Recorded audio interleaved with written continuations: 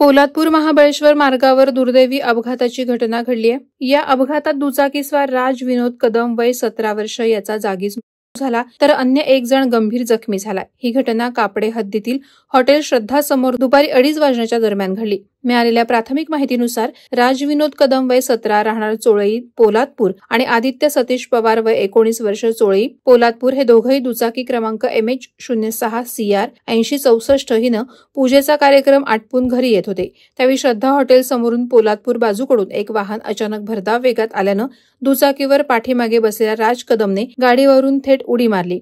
त्यामुळे दुचाकी चालवत असलेल्या आदित्य पवारचा दुचाकीवरील ताबा सुटला।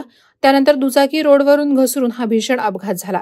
या अपघातात आदित्य पवार गंभीर जखमी असून राज कदमचा दुर्दैवी मृत्यू झालाय।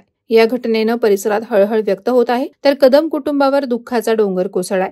घटनेची माहिती मिळताच पोलादपूर पोलीस ठाणे आणि श्री कालभैरव रेस्क्यू टीम यांनी घटनास्थळी धाव घेतली आणि मदत कार्य केलं। याबाबत अधिक तपास पोलादपूर पोलीस ठाण्याचे सहाय्यक पोलीस निरीक्षक आनंद रावडे यांच्या मार्गदर्शनाखाली पोलीस हवालदार नितेश कोंडाळकर करत आहेत। वादळवारा लाईव्हसाठी संदीप जाबडे, पोलादपूर। नवी मुंबई व रायगड जिल्ह्यातील ताज्या बातम्या आणि घडामोडींसाठी सबस्क्राईब करा वादळवारा लाईव्ह चॅनल आणि दाबा बेल आयकॉन।